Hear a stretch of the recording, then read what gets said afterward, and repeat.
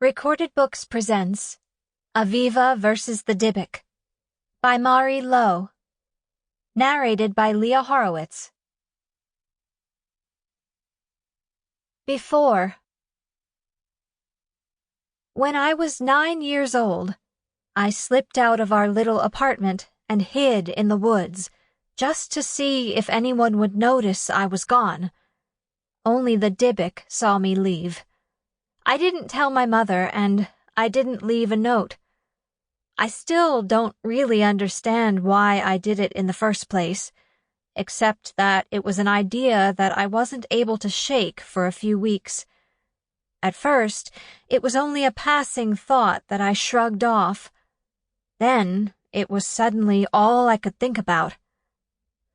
We didn't really have a woods in Beacon, but we did have a ragged, overgrown area with a ramshackle sign in front that said Beacon Park. There were high trees and weeds taller than I was, and I ran through them, my heart racing and my fists clenched with righteous fury. I was angry that day. I don't remember why. I know I'd had an argument with my mother, but I can't remember what it was about, and I've never been brave enough to ask Emma if she remembers.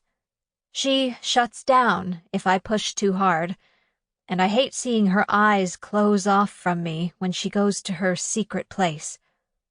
My secret place was the woods that day, the sunset over the weeds and the trees, and my rising certainty that I'd be found.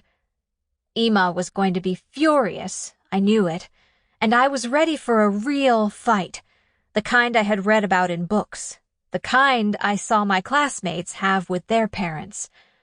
I imagined yelling at Emma. I imagined being yelled at, and it filled me with new determination. I wanted to be yelled at. I wanted to see Emma's eyes light up, just once, even if it was with rage. So I stumbled through the weeds and hunkered down in a scratchy clearing, and I waited for Emma to come for me. But Emma didn't come. It was the end of fall, that biting time right before winter, when the weather went from breezy to frigid as day turned to night, and I had forgotten my jacket at home. I shivered in the cold, rubbing my hands together and huddling against a tree, and I finally realized there was no point to waiting out in the woods. No one was coming for me. I wanted to go back home then. I really did, more than anything. But the messy, boring little woods I'd wandered through in the daylight had become a sprawling, twisty forest at night. I walked in one direction, then another, but I couldn't find the fence that surrounded the park.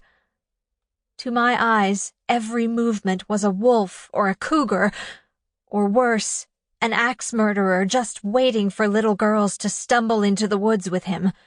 I was afraid to shout for help and attract something worse. Instead, I picked through the weeds, walking in circles, my fists clenching harder and harder whenever I thought about crying.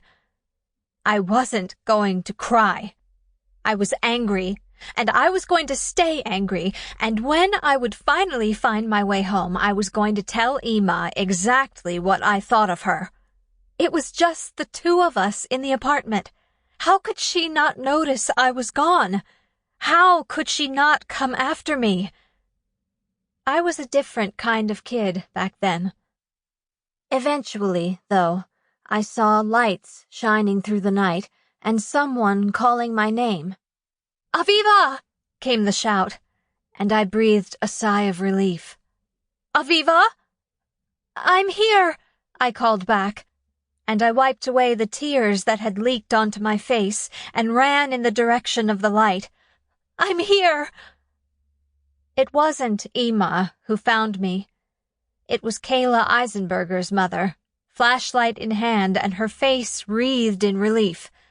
She was tall, taller than I'd remembered, and she wore a smart kind of sweater with a straight skirt, all of it somehow untouched by the brambles in the woods. She ran to me, crouching to inspect my Sample complete. Ready to continue?